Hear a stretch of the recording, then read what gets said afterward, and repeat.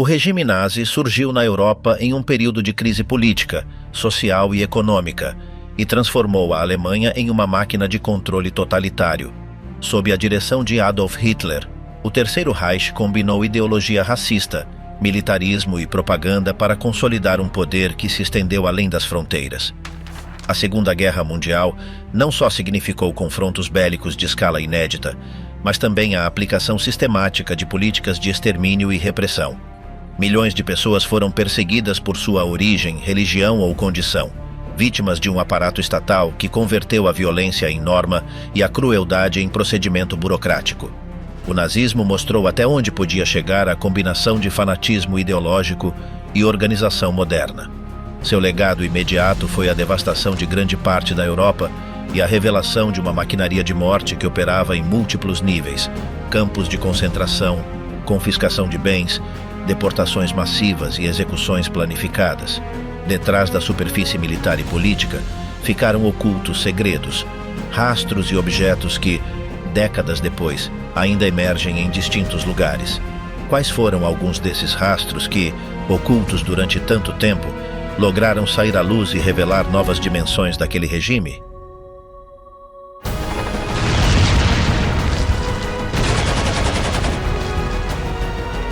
Os corpos, sob o piso de Göring. Durante trabalhos de escavação realizados no inverno dentro de uma antiga edificação localizada no complexo militar, conhecido como a Guarida do Lobo, uma equipe de voluntários localizou restos humanos sob o solo que alguma vez pertenceu à residência de Hermann Göring. O achado ocorreu perto da localidade de Kętrzyn, no nordeste da Polônia, dentro da área arborizada onde funcionou um dos centros de comando mais protegidos do regime nazi durante a guerra no fronte oriental. A busca era parte de uma atividade arqueológica legalmente autorizada, dirigida por uma fundação com experiência em localizar objetos históricos. O encarregado da escavação, ao remover uma camada superficial do terreno, acreditou ter encontrado um antigo encanamento metálico. Após limpar a zona, confirmou-se que era um crânio humano. O descobrimento ativou o protocolo policial e levou a uma inspeção forense mais detalhada do local. As autoridades, ao continuar com a remoção de terra, descobriram outros 4 esqueletos situados em uma linha reta, todos a pouca profundidade. Entre os restos, identificaram-se 3 adultos, um menor adolescente e um recém-nascido. Nenhum apresentava objetos pessoais nem sinais de vestimenta. As ossadas estavam incompletas. 4 dos corpos careciam por completo de extremidades em mãos e pés. Um deles conservava parte dos dedos do pé. As condições do entorno indicavam que os esqueletos haviam permanecido enterrados a poucos centímetros de umas canalizações dos anos 40. A hipótese inicial sustenta que estas pessoas foram sepultadas antes da ocupação da casa por parte do alto comando nazi, já que se tivessem estado ali durante as obras, teriam sido detectadas pelos operários. No entanto, não existem sinais visíveis de violência nem elementos conclusivos sobre a causa de morte. Uma vez recuperados os restos, os especialistas encarregados da análise confirmaram que se encontravam em um estado de deterioração que impedia obter resultados precisos das circunstâncias de falecimento. A equipe médica assinalou que as ossadas poderiam corresponder ao período entre guerras, compreendido entre 1918 e 1939. Devido à antiguidade e falta de evidência concreta, a investigação judicial foi encerrada ao não se encontrar indícios de crime contemporâneo. Vários especialistas e historiadores aportaram diferentes teorias sobre a procedência dos restos. Um dos planteamentos é que se trate de trabalhadores forçados utilizados na construção das instalações militares. Outra sugere que poderiam ter sido vítimas civis em mãos do Exército Vermelho durante seu avanço em 1944, quando se reportaram ações violentas na região. No entanto, a presença de um recém-nascido entre os corpos complica essa possibilidade. Também se considerou a ideia de que os enterramentos correspondam a uma família inteira falecida por causas desconhecidas, possivelmente inclusive antes da edificação mesma. Durante a revisão da área, os arqueólogos encontraram vários fragmentos de belemnites, fósseis naturais presentes na zona. Estes elementos, de forma alongada, eram considerados em tempos antigos como amuletos ou pedras associadas a fenômenos sobrenaturais, embora, neste caso, não se tenha achado outro tipo de objeto ritual. Apesar disso, surgiram especulações sobre possíveis práticas esotéricas, ainda que os próprios investigadores descartaram que houvesse provas sólidas de cerimônias ou crenças pagãs nesse contexto particular. A Guarida do Lobo foi construída em 1940 como quartel estratégico do alto comando nazi para coordenar a invasão do leste europeu. Durante seu funcionamento, o lugar abrigou as figuras mais relevantes do regime, entre eles Hitler, Göring, Keitel e Bormann. O sítio era composto por cerca de 200 estruturas, incluindo bunkers reforçados, zonas de alojamento, uma central elétrica e um pequeno ramal ferroviário. Em seu ponto máximo, mais de 2.000 pessoas operavam a partir deste centro de comando. Após o fracasso da tentativa de regicídio em 1944, conhecido como Operação Valkyria, e o posterior colapso do fronte oriental, as tropas nazis destruíram parte do complexo antes de sua retirada. Durante décadas, a área permaneceu sem intervenção arqueológica profunda, o que poderia explicar a aparição tardia de achados como o destes restos humanos. A equipe responsável pelo descobrimento comunicou que realizará estudos adicionais, como análises de carbono, para estimar com maior precisão a data do falecimento. Também se contempla realizar provas mais avançadas que ajudem a determinar se os 5 corpos compartilhavam vínculos familiares ou contextos comuns. Por enquanto, as circunstâncias exatas da sepultura permanecem abertas à interpretação, sem uma conclusão definitiva sobre o motivo do enterro, nem sobre sua relação com a história militar do lugar. Com este achado, a Guarida do Lobo soma outro elemento enigmático à sua história. Embora hoje seja visitada como sítio histórico, muitas áreas não foram examinadas a fundo, e este caso demonstra que ainda existem elementos do passado sem revelar. O caso dos corpos sem extremidades encontrados sob o antigo lar de Göring é, até agora, um dos mais desconcertantes. Armas e relíquias nazis sob um teto de Quilmes. Em novembro do ano 2024, as autoridades argentinas levaram a cabo uma das operações mais impactantes das últimas décadas contra o legado clandestino do nazismo na América Latina. Em uma residência de classe média na localidade de Quilmes, ao sul do extenso cordão metropolitano de Buenos Aires, a Polícia Federal descobriu uma coleção inquietante: mais de 60 armas de fogo, peças de propaganda do Terceiro Reich e vestimentas militares próprias do regime de Adolf Hitler. Tudo isso armazenado com meticulosa dedicação por um só indivíduo, agora detido, que levava anos acumulando relíquias de uma ideologia derrotada nos campos de batalha, mas não de todo extinta em certos rincões do mundo. Os agentes chegaram ao domicílio após receberem um alerta de cooperação internacional. A Polícia Federal da Bósnia-Herzegovina havia assinalado o sujeito após sua passagem recente pela Europa Oriental. Em sua investigação sobre redes de extremismo transnacional, o nome do argentino emergiu vinculado a intercâmbios suspeitos de armamento histórico. Foi esta pista, somada a uma ordem judicial, o que permitiu a entrada das forças de segurança na propriedade e o descobrimento de um conjunto de elementos cujo simbolismo transcende o penal e roça o ideológico. O inventário apreendido é extenso. Entre as peças mais destacadas figuram 43 fuzis antigos com inscrições da Águia Imperial Nazi, 15 pistolas de diverso calibre, 5 lâminas de combate afiadas e uma metralhadora de fabricação europeia que, apesar de sua antiguidade, mantinha peças originais. Todas as armas se encontravam em estado funcional ou restauradas com precisão, como se estivessem prontas para serem exibidas ou utilizadas. No entanto, o conteúdo do achado não se limitava ao bélico.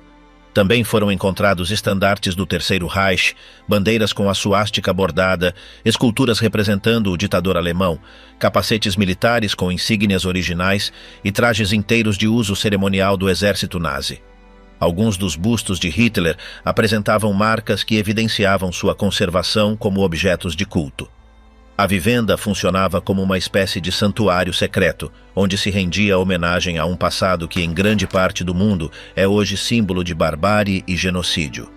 Para garantir o tratamento adequado das peças, a operação contou com a participação do Museu do Holocausto de Buenos Aires, cujos expertos documentaram o material e colaboraram na identificação de elementos com possível valor histórico. A intervenção se levou a cabo sob o amparo da Lei Nacional contra a Discriminação, uma normativa que permite confiscar objetos relacionados com a promoção de ideologias de ódio. A notícia gerou um eco imediato na opinião pública argentina e internacional. A história do nazismo na Argentina não é nova, mas cada novo episódio a reativa com intensidade. Após a queda do Terceiro Reich, numerosas figuras vinculadas à maquinaria do extermínio lograram escapar da Europa através de rotas clandestinas. A Argentina, sob a presidência de Juan Domingo Perón, converteu-se em um dos destinos prediletos para estes fugitivos, amparados pela neutralidade ambígua do país durante a guerra e por redes de simpatizantes internos. Entre os nomes mais infames figura Adolf Eichmann, um dos principais arquitetos da solução final, quem viveu durante anos sob identidade falsa em Buenos Aires, até ser capturado por agentes do Mossad em 1960. Seu caso, embora emblemático, foi só um entre dezenas. Documentos desclassificados e estudos como os do Centro de Estudos sobre o Holocausto na América Latina detalharam como o país austral funcionou como refúgio e ponto de reorganização para muitos ex-funcionários do regime nazi. O recente achado em Quilmes não representa um fato isolado, mas sim parte de uma sequência que incluiu casos similares nas últimas décadas. O mais lembrado ocorreu em 2017, quando em uma vivenda do bairro de Becar se encontraram mais de 80 objetos originais do nazismo, muitos deles em excelente estado e com valor de mercado em círculos clandestinos de colecionismo. Entre os artigos figuravam instrumentos médicos similares aos utilizados nos campos de concentração, um fato que gerou forte controvérsia midiática e repúdio institucional. Nesta ocasião, além do impacto do armamento, chama a atenção a quantidade e a organização do material apreendido. Não se tratava de um par de relíquias soltas adquiridas por nostalgia ou morbidez, mas sim de um conjunto sistematizado, preservado com cuidado e exposto em vitrines e estantes como parte de um discurso visual. A polícia não descarta que o detido estivesse vinculado a redes digitais que promovem ideologias neonazistas ou que funcionasse como provedor para compradores no exterior, em especial na Europa Oriental. O contexto global atual não ajuda a minimizar estes temores. Em vários países europeus ressurgiu com força o extremismo de direita, em alguns casos com representação parlamentar. Grupos organizados rendem tributo a símbolos do nazismo com discursos revisionistas que buscam negar o Holocausto ou justificar ações do regime. Nesse cenário, o achado argentino recorda que a luta contra estas correntes não é só uma questão europeia, mas sim uma tarefa compartilhada a nível global. As autoridades confirmaram que as armas serão periciadas para descartar seu uso em delitos recentes, enquanto que os objetos simbólicos serão transladados a instituições especializadas em sua conservação e análise. A justiça deverá determinar se o acusado enfrentará acusações por posse ilegal de armas, apologia do crime ou violação à lei contra a discriminação, entre outras possíveis imputações. Em paralelo, reabriu-se o debate sobre a necessidade de controlar com maior severidade o mercado negro de objetos históricos vinculados ao nazismo. Embora a Argentina tenha avançado em legislação a respeito, a facilidade com a qual certos indivíduos acedem a este tipo de peças mostra que ainda persistem vazios legais ou zonas cinzentas. A compra e venda de memorabilia nazi, embora proibida em muitos países, segue sendo uma atividade rentável em canais alternativos, desde leilões online até feiras de antiguidades. O episódio de Quilmes também teve consequências educativas. Diversos colégios e universidades iniciaram campanhas para recordar o verdadeiro significado dos símbolos nazis e a necessidade de manter viva a memória do Holocausto. O Museu do Holocausto reforçou seus programas escolares e visitas guiadas, recordando que cada vez que aparece um símbolo nazi fora de um contexto pedagógico, abre-se uma porta ao negacionismo e à banalização do horror. Em definitiva, o ocorrido não só remete a uma operação policial, mas sim a uma advertência histórica. O nazismo não sobrevive unicamente em livros, filmes ou museus. Também persiste, escondido em garagens suburbanas, em grupos de chat encriptados, em colecionadores obcecados e às vezes na indiferença de quem prefere não olhar. A batida em Quilmes revelou mais que armas e bandeiras. Expôs uma ferida latente que, se não for atendida com firmeza, pode voltar a infectar a memória coletiva. Altalcé, a cápsula subterrânea do saqueio nazi. Durante os últimos meses da Segunda Guerra Mundial, quando o Terceiro Reich começava a desmoronar-se, as tropas aliadas descobriram um dos depósitos de arte saqueada mais extensos da Europa. O achado ocorreu no coração da Áustria, dentro da mina de sal de Altalcé, uma vasta rede subterrânea escavada na montanha que oferecia condições ideais de temperatura e umidade para conservar objetos delicados. Ali, o regime nazi havia ocultado mais de 6.500 obras provenientes de museus e coleções privadas de distintos países, pinturas de Vermeer, Rembrandt, Jan van Eyck, junto a esculturas medievais, tapeçarias, mobiliário religioso e bibliotecas completas, haviam sido cuidadosamente armazenadas sob a terra. O objetivo de Hitler era utilizar muitas destas peças para criar um museu monumental em Linz, que simbolizasse a hegemonia cultural do Reich. No entanto, com a derrota no horizonte, as SS receberam ordens diretas de destruir todo o conteúdo do esconderijo antes de entregá-lo. Foi então quando mineiros locais, inteirados da ameaça, sabotaram a instalação dos explosivos dentro das galerias. Graças à sua intervenção, as obras permaneceram a salvo, até que os aliados lograram aceder ao lugar em maio de 1945.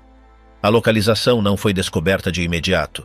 Informes e documentos capturados guiaram as forças aliadas primeiro a outros sítios menores, castelos e monastérios usados como depósitos. Mas foi em Altalcé onde se achou a maior concentração de objetos artísticos. A entrada para a mina se encontrava parcialmente tapada e apenas custodiada por soldados em retirada. Ao ingressar, os soldados se depararam com corredores inteiros repletos de caixas etiquetadas, algumas abertas, que deixavam ver telas enroladas, molduras douradas, esculturas envolvidas em mantas e documentos perfeitamente classificados. Entre as peças destacadas, figuravam uma cópia em relevo de A Última Ceia de Leonardo da Vinci e a escultura da Virgem de Bruges, atribuída a Miguel Ângelo. Também apareceram os painéis originais do altar de Gante, assim como materiais arquivísticos pertencentes a instituições francesas e belgas. A riqueza e diversidade do conteúdo surpreendeu inclusive os espertos que acompanhavam a missão. A operação de recuperação foi complexa e se estendeu durante semanas. Alguns corredores se achavam a vários quilômetros da entrada, o que obrigou a usar trens mineiros e maquinaria especial para mobilizar as cargas mais pesadas. Retábulos, estátuas e móveis tiveram que ser desmontados e embalados por partes. Enquanto isso, uma equipe formada por historiadores da arte, restauradores e oficiais militares, os chamados Monuments Men, encarregou-se de fotografar, registrar e proteger cada peça com critérios técnicos rigorosos. Esse grupo, criado por iniciativa aliada para resgatar o patrimônio cultural europeu saqueado, desempenhou um papel-chave no processo. Além da catalogação, avaliaram o estado de conservação de cada objeto e começaram a organizar sua devolução aos países de origem. A documentação recuperada no local incluía inventários detalhados, estimativas de valor, mapas de expoliação e registros de procedência, o que facilitou enormemente a tarefa de restituição. Em termos logísticos, o operativo supôs um desafio maiúsculo. As condições subterrâneas exigiam cuidado extremo para evitar danificar as obras. Alguns objetos, apesar de terem sido bem armazenados, apresentavam sinais leves de deterioração devido à passagem do tempo. Mesmo assim, o balanço foi notável. A maioria das peças se conservava em estado ótimo, graças à proteção natural que a mina oferecia. Com o tempo, o achado de Altalcé converteu-se em um símbolo do êxito da missão de recuperação cultural empreendida pelos aliados. A quantidade e o valor das obras resgatadas superaram qualquer previsão inicial e puseram em evidência a escala sistemática do saqueio nazi. Este episódio também revelou o grau de planificação que houve por trás do roubo, assim como a intenção política de usar a arte como veículo de propaganda ideológica. Décadas depois, o sítio foi adaptado para visitas guiadas. Parte da mina se conserva como museu temático, onde se recriam cenas do descobrimento e se explicam as estratégias utilizadas, tanto para ocultar como para salvar as obras. Documentários, livros e filmes retomaram o episódio, embora o testemunho dos protagonistas, desde os mineiros até os especialistas da arte, siga sendo a fonte mais valiosa para compreender o que ali ocorreu. Há mais de 70 anos do descobrimento, o caso de Altaussee continua sendo um dos exemplos mais claros de como o patrimônio cultural europeu esteve em risco durante o conflito. Também demonstra como uma combinação de vontade civil, conhecimento técnico e ação militar logrou preservar uma parte essencial da história artística do Ocidente. A cidade subterrânea incompleta das SS. No coração das montanhas Zoll, no sudoeste da Polônia, jaz um dos sistemas subterrâneos mais enigmáticos do período nazi. Sob uma superfície arborizada que hoje parece insignificante, estende-se uma vasta rede de túneis inacabados que durante décadas alimentou teorias, escavações não autorizadas e missões oficiais sem resolução definitiva. O complexo, conhecido como Projeto Riese, começou em 1943 por ordem das SS e desde então permaneceu envolvido em secretismo. Diferentemente de bunkers ou bases militares convencionais, estas estruturas carecem de propósito confirmado. Seu tamanho, profundidade e características indicam que foram desenhadas para algo muito mais ambicioso que simples refúgios. O mais desconcertante é que o achado, embora parcial, continua a expandir-se com o passar do tempo. Os primeiros indícios sérios do projeto surgiram após a ocupação soviética da Baixa Silésia em 1945. Soldados do Exército Vermelho que patrulhavam os arredores de Wodars e Ozovka começaram a reportar túneis talhados em rocha, acessos camuflados e entradas bloqueadas por desmoronamentos controlados. Em alguns casos, as galerias apareciam conectadas a vivendas rurais abandonadas ou a granjas de aspecto inofensivo. Com o passar do tempo, as autoridades locais tentaram selar os acessos por razões de segurança, mas o fluxo constante de exploradores, arqueólogos e buscadores de tesouros impediu seu completo isolamento. O achado mais importante foi um conjunto de túneis de concreto armado com entradas simétricas, pisos reforçados e condutos de ventilação, tudo construído em grande escala. Não eram minas nem simples refúgios. Tudo indicava que se tratava de uma instalação pensada para uma função complexa e prolongada. O desenho das galerias levanta ainda hoje perguntas sem resposta.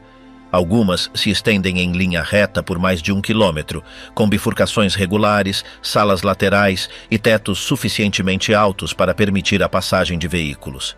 Em outros trechos, a obra aparece abandonada abruptamente, com ferramentas deixadas no lugar, paredes a meio reforçar e escadas de concreto que descem para níveis inferiores inundados.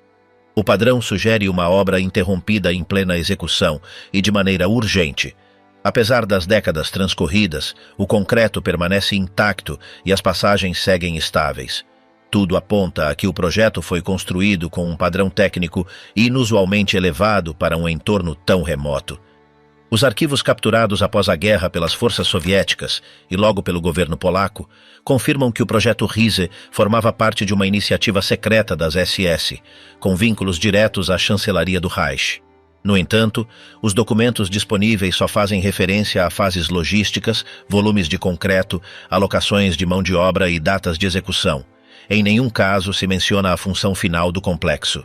Em paralelo, confirmou-se a participação direta da organização Todt, encarregada de infraestrutura estratégica nazi, e do Departamento de Construção das SS. A ausência de plantas completas, objetivos declarados ou informes finais reforça a ideia de que o que se construía ali tinha uma importância fora do comum e estava destinado a ser ocultado inclusive de registros internos. Um dos aspectos mais perturbadores do achado está relacionado com a força laboral empregada em sua construção. Os túneis foram escavados por prisioneiros de campos de concentração, especialmente do campo de Grosshausen. Testemunhos de sobreviventes colhidos décadas depois mencionam condições brutais, jornadas de trabalho de mais de 16 horas, falta de alimentação adequada e uso sistemático do castigo físico. Os trabalhadores eram transladados pela noite, alojados em barracões temporários sob vigilância constante, e jamais lhes era permitido sair do perímetro do projeto. Os corpos de muitos deles, falecidos por esgotamento, doenças ou acidentes, foram enterrados em fossas anônimas próximas ou selados nos mesmos túneis. O achado de restos ósseos em passagens colapsadas reforça esta versão. A hipótese de que se tratava de uma fábrica subterrânea de armamento avançado tem sido amplamente debatida. A região da Silésia estava bem comunicada e dispunha de recursos técnicos para sustentar uma produção militar descentralizada. Algumas teorias sugerem que nestes túneis se planejava montar motores de foguetes, protótipos de aviões ou inclusive armas nucleares. No entanto, até agora não se acharam restos de maquinaria, depósitos técnicos ou resíduos químicos que confirmem esta versão. Outras conjecturas propõem que se tratava de um centro de comando alternativo para Hitler e a cúpula do Reich, uma espécie de quartel-general autossuficiente para continuar a guerra a partir das sombras. Esta linha de interpretação baseia-se na dimensão monumental de certas câmaras, que parecem desenhadas para albergar escritórios, salas de reuniões e comunicações. O achado mais estranho ocorreu na Galeria de Ossowka em 2011, quando uma equipe polaca descobriu um recinto oculto atrás de uma parede artificial. Ali se encontraram uniformes intactos das SS, mapas de túneis não catalogados e objetos de caráter cerimonial, incluídos estandartes bordados e uma cópia do livro de Himmler sobre a história germânica. O recinto, selado com precisão milimétrica, parecia um santuário simbólico ou uma câmara de controle. Apesar das análises realizadas, não se achou nenhum documento técnico nem referência clara à função operativa do lugar. Desde então, este achado é considerado um dos elementos mais inexplicáveis de todo o conjunto e foi catalogado pelas autoridades como patrimônio protegido, embora restrito ao público. Várias tentativas de exploração profissional foram interrompidas por desmoronamentos, infiltrações de água ou a aparição de gases. Em outros casos, os estudos foram obstaculizados por movimentos de terra que alteraram as galerias originais. Alguns expertos creem que muitas seções do projeto Riese seguem inexploradas e que poderiam estar seladas após detonações controladas realizadas pelas próprias SS nos últimos dias da guerra. Esta teoria baseia-se em explosões documentadas pelos soviéticos em abril de 1945, registradas nas montanhas Ou, sem uma origem militar evidente. Embora alguns túneis tenham sido acondicionados para o turismo histórico, a maior parte do sistema permanece inacessível. A falta de registros, somada à complexidade técnica do conjunto, tem alimentado especulações durante décadas. Investigadores independentes têm levantado hipóteses que vão desde experimentos com energia avançada até plataformas de transporte ultra-secretas. No entanto, nenhuma destas ideias foi corroborada por achados materiais. O certo é que, diferentemente de outros projetos subterrâneos nazis, este carece de contexto operacional, o que o converte em uma anomalia. Enquanto outros refúgios ou fábricas têm uma lógica estratégica clara, os túneis de Riese parecem desenhados para uma etapa que nunca chegou a executar-se. O achado se mantém como um quebra-cabeças sem moldura, cujo conteúdo só pode deduzir-se por fragmentos. As autoridades polacas têm tentado conservar e estudar o sítio com apoio de instituições internacionais. Alguns trechos têm sido escaneados com radar de penetração terrestre e outros métodos não invasivos. Estas inspeções têm revelado câmaras ainda não abertas, corredores que se estendem sob zonas não documentadas e possíveis acessos verticais tapados a partir do interior. A topografia do lugar dificulta o uso de maquinaria pesada, o que obriga a avançar lentamente. Além disso, a proteção legal do lugar impede as escavações com fins comerciais ou sensacionalistas. Em consequência, o achado continua a desenvolver-se a conta-gotas.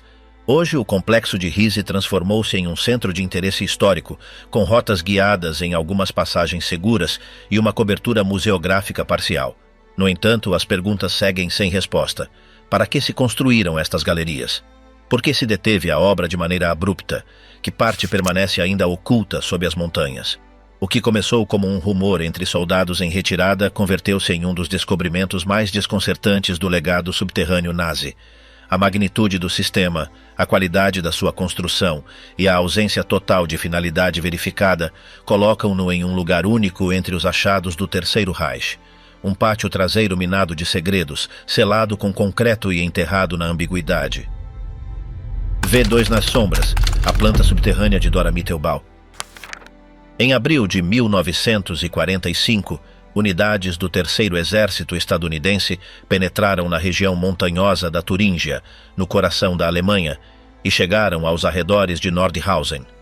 Durante seu avanço, encontraram um vasto complexo subterrâneo oculto no interior do maciço Kronstein, uma rede de túneis utilizada como centro de produção ativa de foguetes V-2.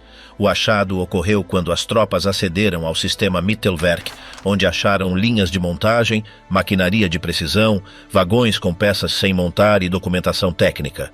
Era uma instalação intacta, recentemente evacuada, que seguia operativa até dias antes. O descobrimento foi inesperado. Embora os aliados conhecessem os bombardeios com foguetes V-2, não sabiam que a fabricação tinha se transladado para debaixo da terra. O sistema de túneis A e B do Kronstein abrigava uma infraestrutura industrial completa, sistemas de ventilação, plataformas móveis, trilhos com restos de óxido recente e áreas de montagem desenhadas para produzir mísseis balísticos em condições de máxima segurança. O achado revelava um grau de sofisticação técnica superior ao estimado pela inteligência militar. Um dos aspectos mais relevantes foi o volume e estado do material presente. Os soldados encontraram foguetes montados prontos para serem enviados, plataformas de transporte preparadas e registros detalhados com cronogramas de produção e entrega. Toda a documentação recuperada demonstrou que o complexo tinha mantido sua atividade praticamente até a chegada das tropas. O lugar não estava abandonado nem tinha valor simbólico. Funcionava como um centro de produção ativo em pleno rendimento. Os arquivos incluíam plantas do sistema, listas de pessoal técnico e comunicações com o Centro de Desenvolvimento de Peenemünde. Estes dados confirmaram a conexão direta entre ambas as instalações e mostravam que Mittelbau fazia parte essencial do programa armamentístico nazi. Entre os documentos também se acharam referências à planificação de novas galerias, o que indicava que o regime esperava ampliar a produção subterrânea de armas. As condições laborais eram brutais. Na seção do complexo vinculada ao campo de concentração de Mittelbau-Dora, as tropas descobriram evidências claras de exploração forçada, zonas de confinamento, ferramentas improvisadas, restos humanos e objetos pessoais de prisioneiros. As investigações posteriores revelaram que milhares de detidos tinham sido obrigados a trabalhar jornadas extenuantes em condições insalubres e sem acesso básico a alimentos nem higiene. Os engenheiros militares encarregados de inspecionar o lugar confirmaram que a produção estava organizada por fases. Algumas galerias abrigavam montagem de motores, outras zonas serviam como armazém de combustível, e havia áreas dedicadas a testes de qualidade e armazenamento temporário. A precisão do sistema era notável e tudo tinha sido disposto para funcionar como uma engrenagem contínua sem contato com a superfície. O achado foi classificado como prioritário pelo alto comando estadunidense. Organizou-se uma operação para transladar o material recuperável e assegurar os documentos mais relevantes. Durante várias semanas, trens militares transportaram peças, plantas e maquinaria para zonas sob controle aliado. Parte dessa tecnologia seria utilizada mais adiante em programas militares e espaciais. Após a análise técnica, descobriu-se que o complexo não só produzia foguetes V-2. Alguns laboratórios mostravam trabalhos experimentais sobre combustíveis líquidos avançados, estabilizadores para mísseis e sistemas de guiado autônomo. O nível de desenvolvimento implicava uma intenção clara de prolongar o conflito com armamento de nova geração, protegido do bombardeio aéreo. No total, estimou-se que mais de 2.000 foguetes foram fabricados nesse complexo entre 1944 e 1945.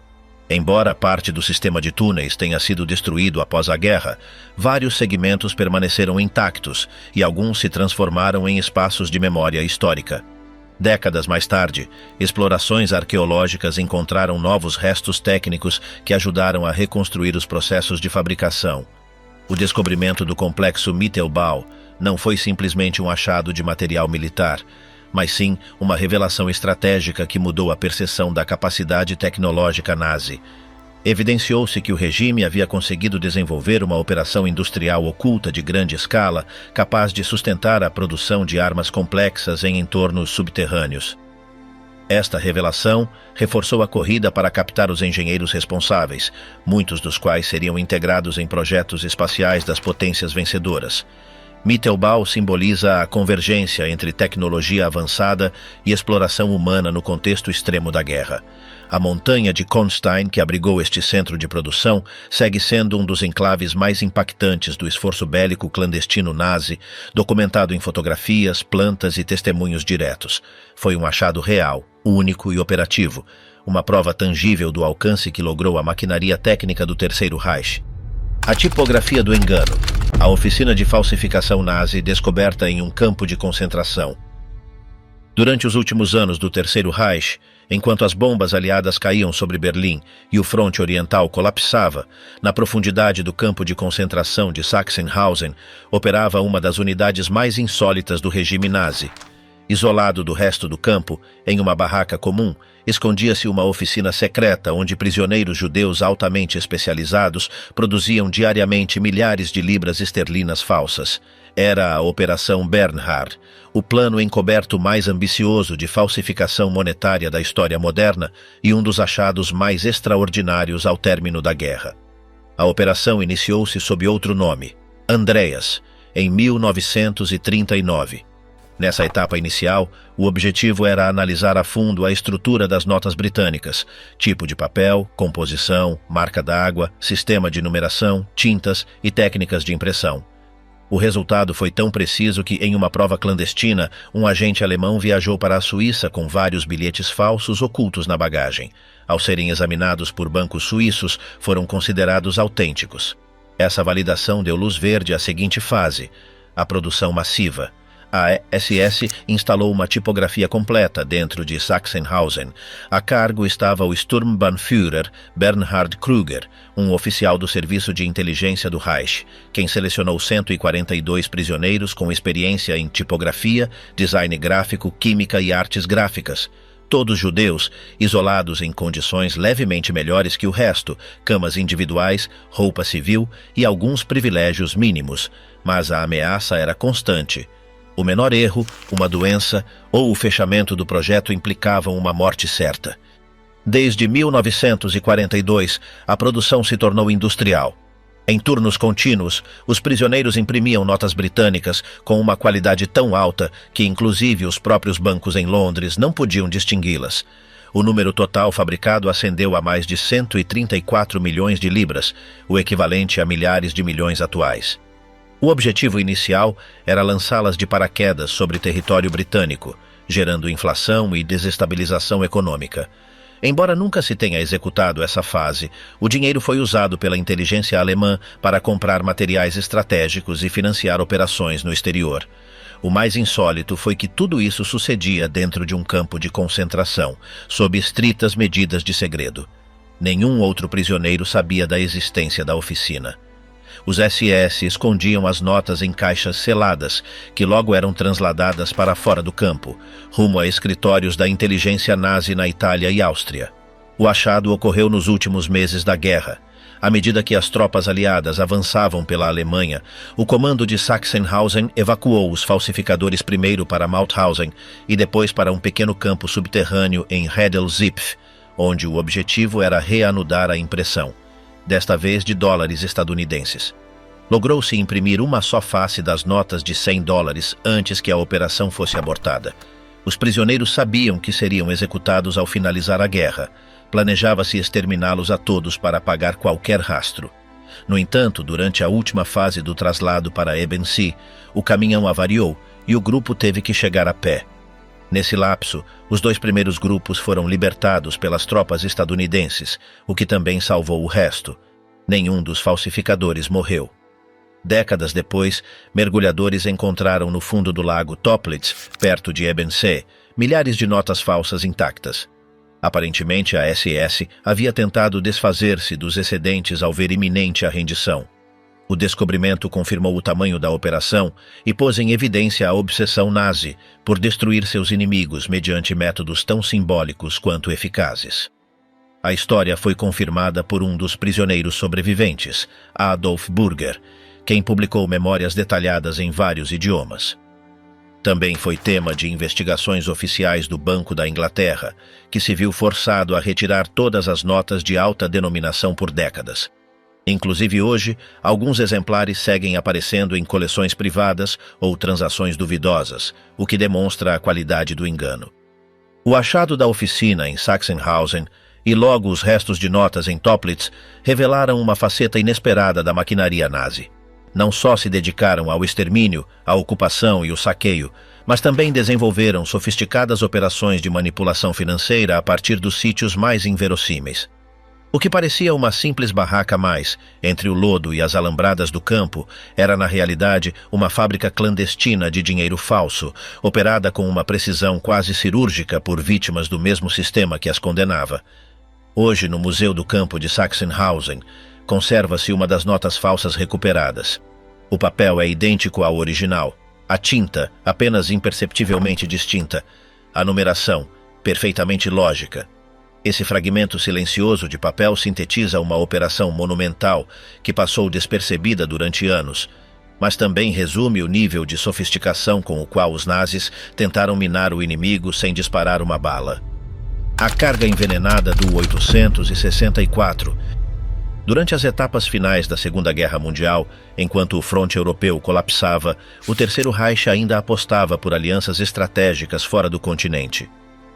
Uma das missões mais confidenciais foi batizada como Operação César. Seu objetivo, transportar tecnologia avançada e materiais estratégicos desde a Alemanha até o Japão, seu último aliado funcional na Ásia. Para cumprir com esse cometido, encomendou-se ao submarino U-864 a perigosa tarefa de cruzar o Atlântico até o Pacífico, carregado com uma misteriosa carga que, décadas mais tarde, provocaria alarme internacional. O U-864 era um submarino do tipo 9D2, modificado para transporte especial. Foi equipado com compartimentos adicionais e blindagens reforçadas para suportar longas travessias.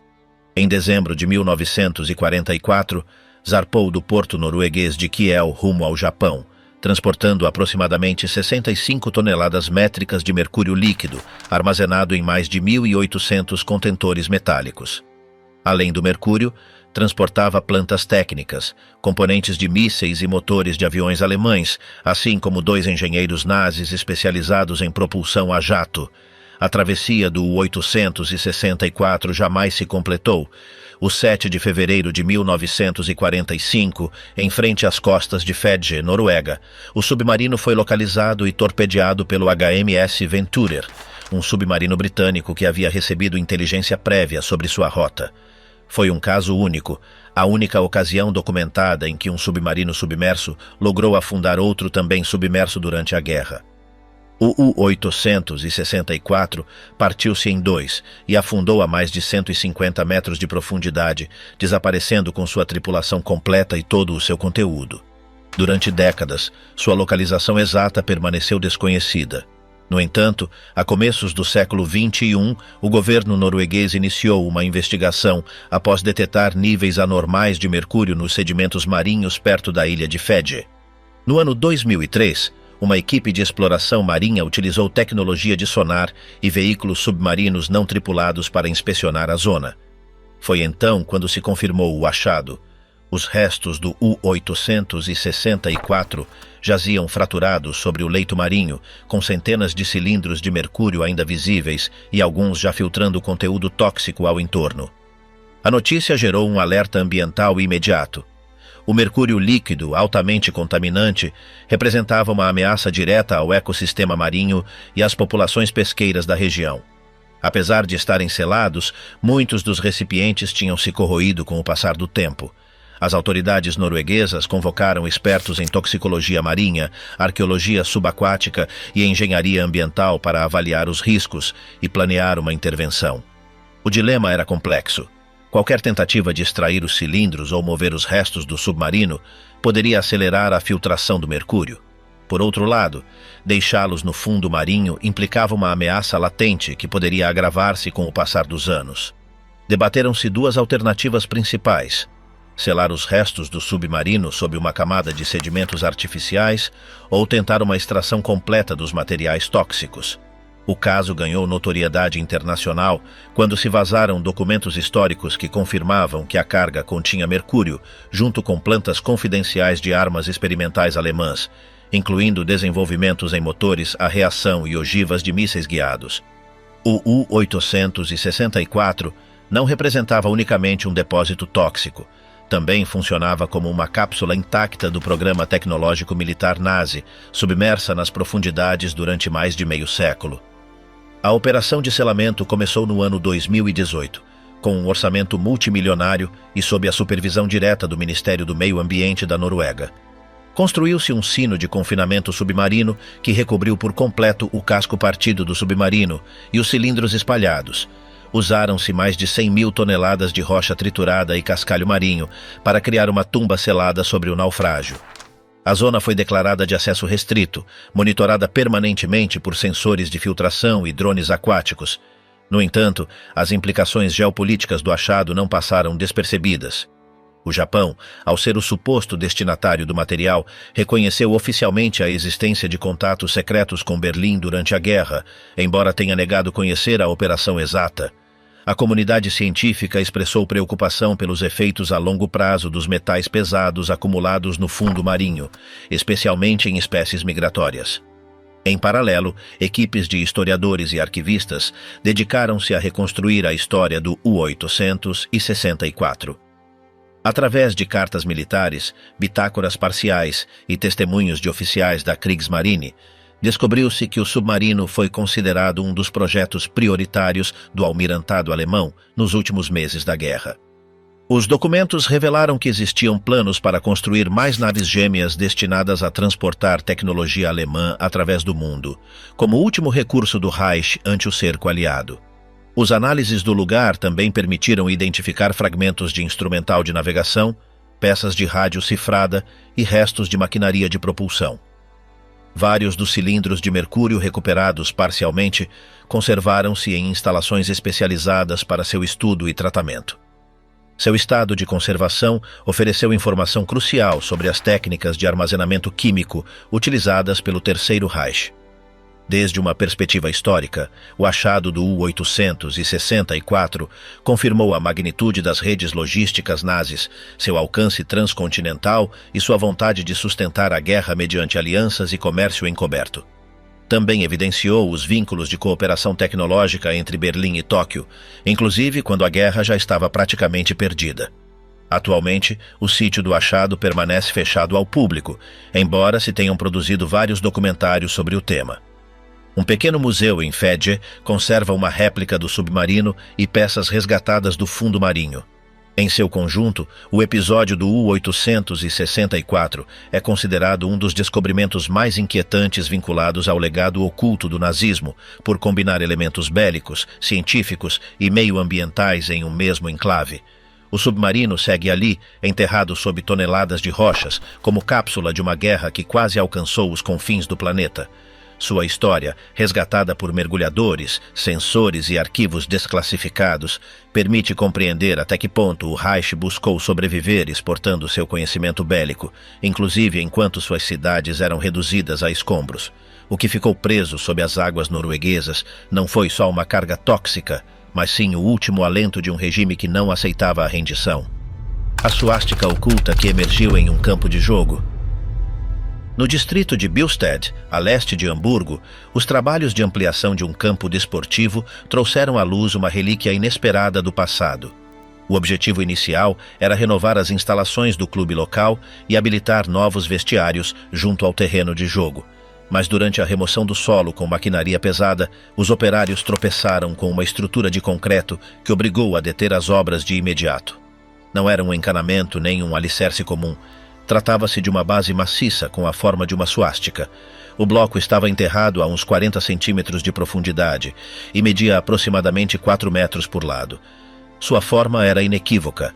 Cada ala do símbolo sobressaía de uma base central perfeitamente simétrica. O material era concreto armado e apresentava as bordas bem definidas, como se tivesse sido moldado para conservar a forma com precisão. À medida que os operários retiravam mais terra, foi evidente que não era uma casualidade estrutural, nem uma simples laje antiga. Os encarregados do projeto alertaram a administração do distrito. Pouco depois, representantes do Escritório de Proteção do Patrimônio Histórico acudiram ao lugar para avaliar o achado. Em suas primeiras inspeções, determinaram que aquela laje formava parte do embasamento de um monumento do período nazi. Segundo antigos membros do clube desportivo Billstedt-Horn, nessa mesma localização havia existido uma estrutura comemorativa durante o Terceiro Reich, possivelmente derrubada após o final da guerra. Durante décadas, a zona funcionou como campo desportivo sem incidentes. Ao longo do tempo, a vegetação e a terra cobriram por completo os restos da base, que permaneceu oculta sob o gramado onde centenas de partidas foram celebradas sem saber o que havia embaixo. Só ao remover o terreno com maquinaria profunda foi possível revelar a existência da estrutura. O problema técnico surgiu quase de imediato. A base de concreto era demasiado grande e pesada para ser retirada pelos meios disponíveis na obra. A escavadora utilizada no sítio não tinha a capacidade para levantá-la sem risco de fratura estrutural ou acidente laboral. Diante desta situação, as autoridades locais optaram por uma solução prática: quebrar o bloco com martelos pneumáticos e extraí-lo por seções mais pequenas. A decisão não demorou a gerar comentários na comunidade. Embora não se tratasse de um monumento visível, o fato de que a suástica tivesse estado ali durante décadas, sem ser detetada, despertou o interesse dos meios e do público.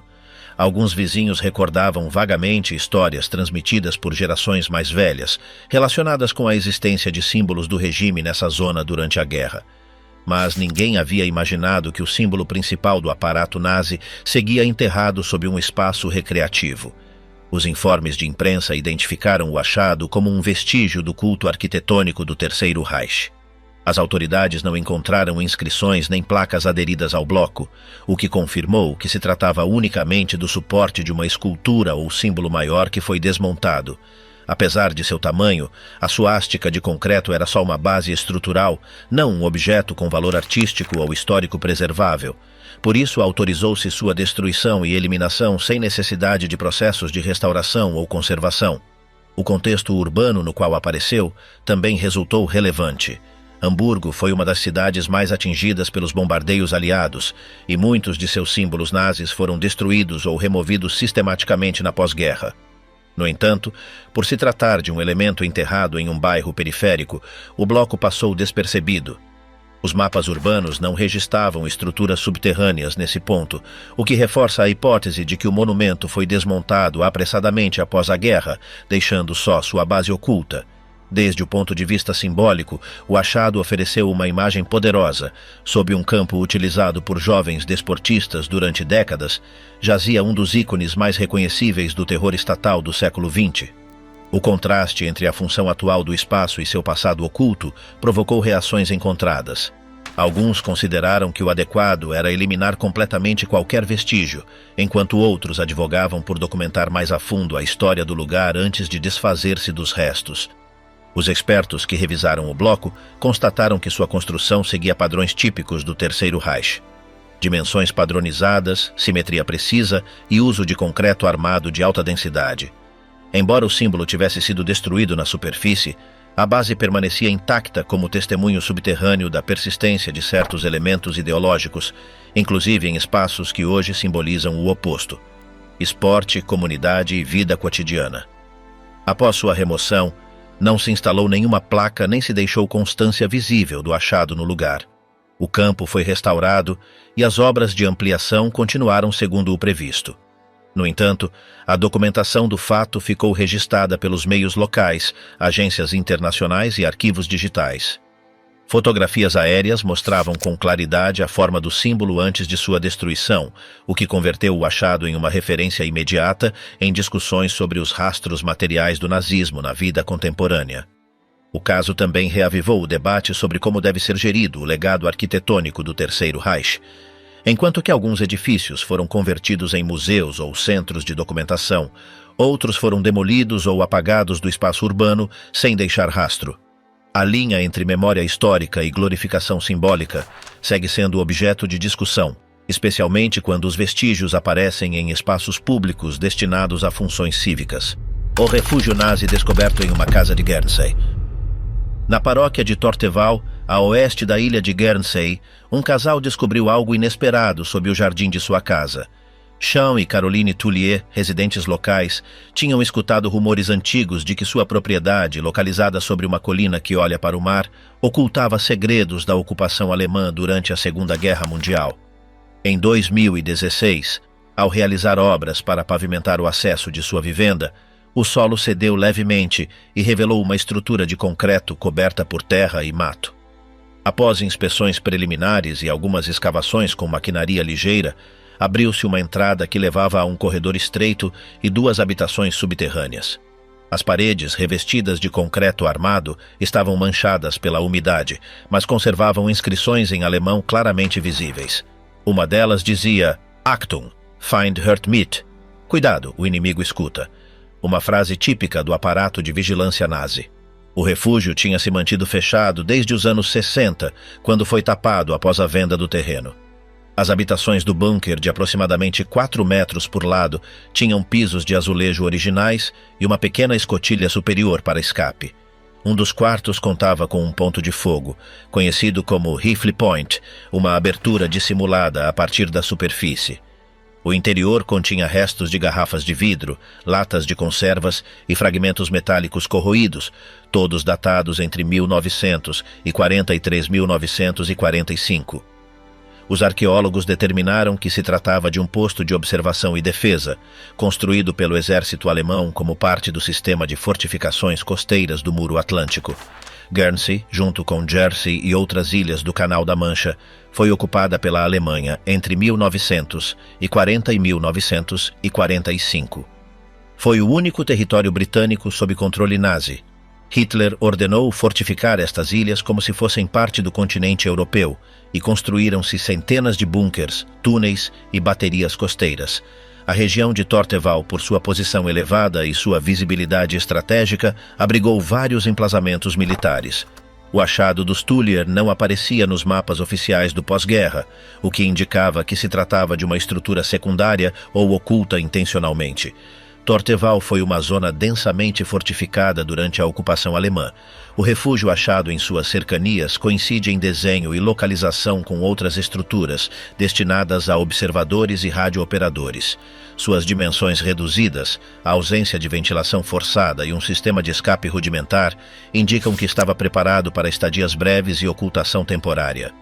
Não se encontraram armas nem vestígios de uniformes, mas sim uma estrutura metálica fraturada que teria sustentado o equipamento de comunicações. Todo o conjunto estava semi-enterrado, sem marcas exteriores evidentes. A investigação determinou que o refúgio foi selado de forma deliberada após a retirada alemã. Alguns blocos de cimento junto à entrada estavam colocados de maneira sistemática e detetaram-se restos de cal aplicados para apagar o contorno visível da escotilha.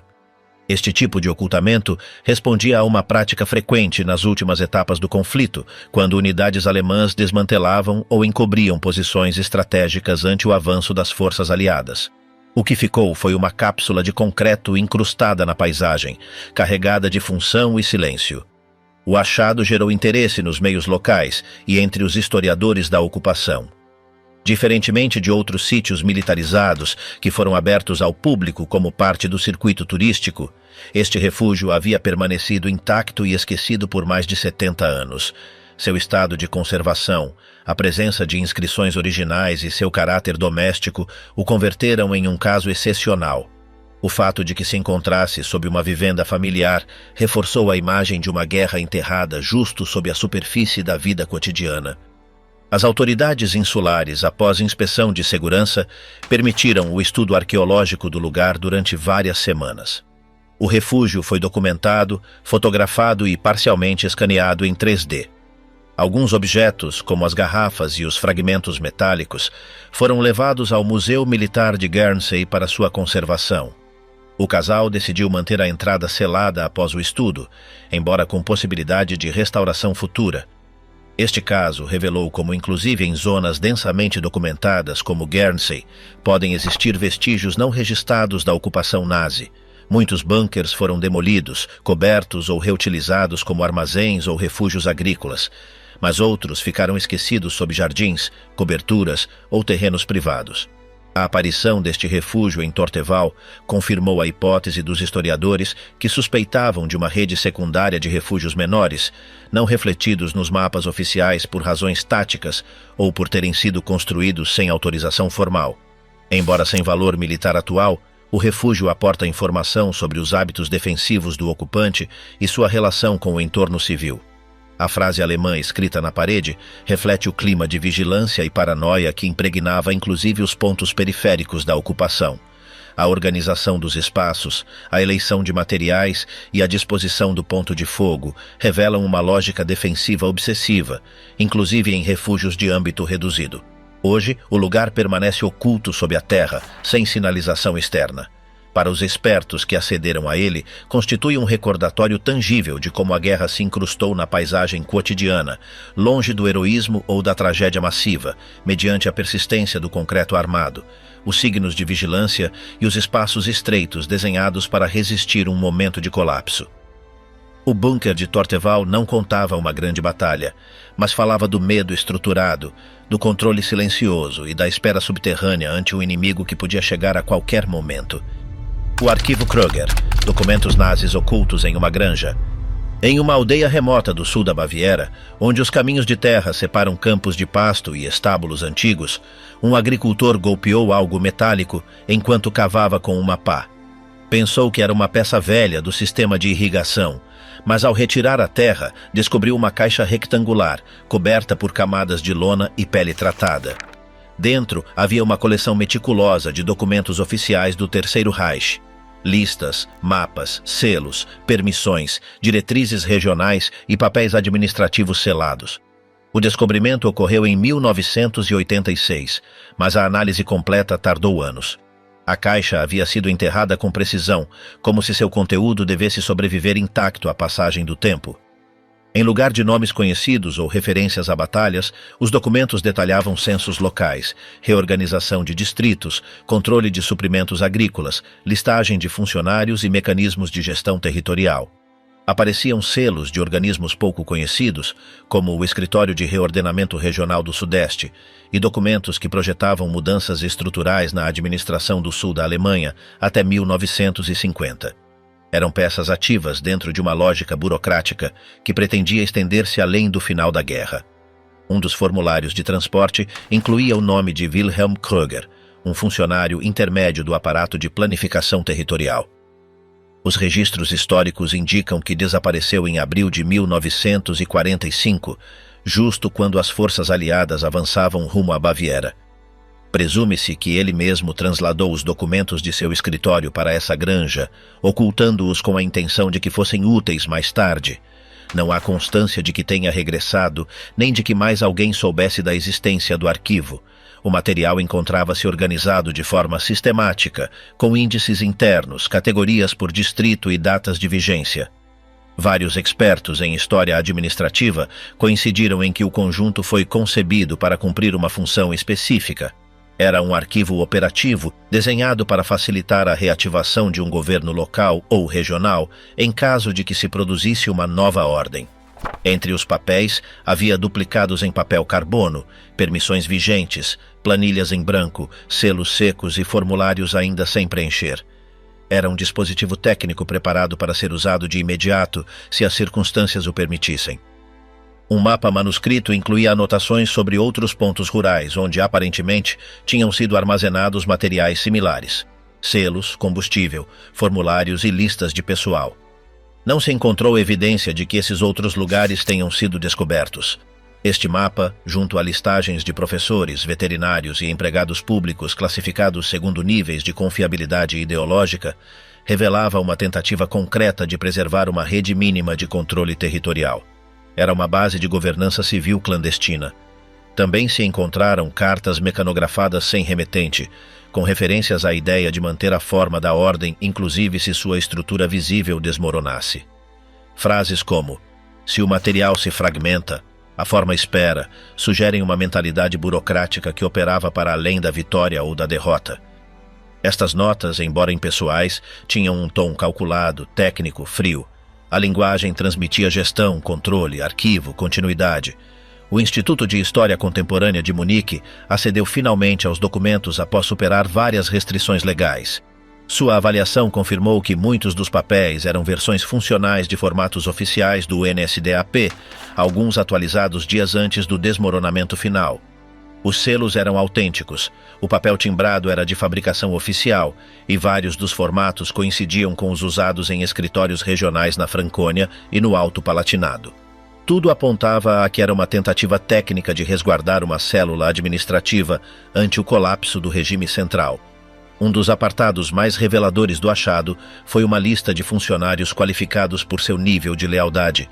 Os nomes estavam acompanhados por códigos alfanuméricos que indicavam seu grau de compromisso ideológico, disponibilidade de translado e conexões familiares úteis. A lógica da listagem respondia a uma planificação operativa, saber a quem recorrer se fosse reativada uma administração mínima de serviços. Isto incluía empregados de correios, párocos, encarregados de estações rurais e distribuidores de maquinaria. Durante a revisão, os investigadores encontraram um grupo de documentos intitulado Ciclo de Redistribuição de Bens Rurais, que incluía regras internas para a transferência de maquinaria entre fazendas, controle de colheitas e instrução sobre pagamentos em espécie. Também apareciam registros de propriedades expropriadas e planos para subdividir terrenos de valor estratégico. Esta parte do arquivo mostrava uma administração que seguia funcionando ainda em sua etapa final, elaborando medidas de controle e atribuição como se a guerra interrompesse sua planificação. O lugar do achado, uma antiga fazenda alugada durante o conflito a um técnico vinculado ao Ministério do Interior nazi, foi utilizado durante anos como armazém agrícola. A estrutura onde se encontrava a caixa havia sido reutilizada após a guerra como depósito de estrume, o que explica como permaneceu intacta, sem ser detetada por décadas. Só quando a terra foi removida por completo em trabalhos de limpeza, revelou-se o esconderijo. A caixa foi enviada posteriormente ao Arquivo Regional da Baviera e catalogada como Coleção Kröger. Embora o nome do funcionário apenas figurasse nos documentos, sua inclusão permitiu agrupar e conservar o conjunto sob uma denominação específica. Era, antes de tudo, um dispositivo administrativo, uma amostra de como o poder se reproduzia a partir da ordem documental. A singularidade do caso reside em seu conteúdo e seu formato. Enquanto muitos outros achados relacionados com o Terceiro Reich giram em torno de armas, símbolos ou restos arquitetônicos, esta caixa representa o esqueleto invisível do sistema. O objetivo era manter viva uma rede de controle territorial pronta para reaparecer se surgisse a ocasião. Os especialistas sublinham que estes achados documentais, embora menos espetaculares visualmente, são mais reveladores para entender a lógica do nazismo tardio. A maquinaria de controle dependia de papel, arquivo e classificação. Até em seu final mais caótico, o regime tentou conservar o princípio da ordem formal. Este arquivo é uma amostra tangível dessa tentativa. Hoje, os documentos descansam em uma vitrine sem decoração especial. Não há estandartes nem objetos cerimoniais. Só papéis, selos, mapas e formulários. O que alguma vez foi uma engrenagem preparada para voltar a girar permanece imóvel. Mas sua só existência demonstra que houve quem pensava que o papel podia esperar sob a terra, aguardando condições para voltar a ser lido. Cada achado demonstra que o nazismo estendeu seu poder além das batalhas, ocultando armas, símbolos e documentos em refúgios e cofres. Esses restos enterrados evidenciam uma estratégia de permanência que sobreviveu ao colapso do regime. Ao sair à luz, recordam que a guerra deixou cicatrizes que ainda emergem do subsolo e que a memória pode ressurgir em qualquer rincão inesperado.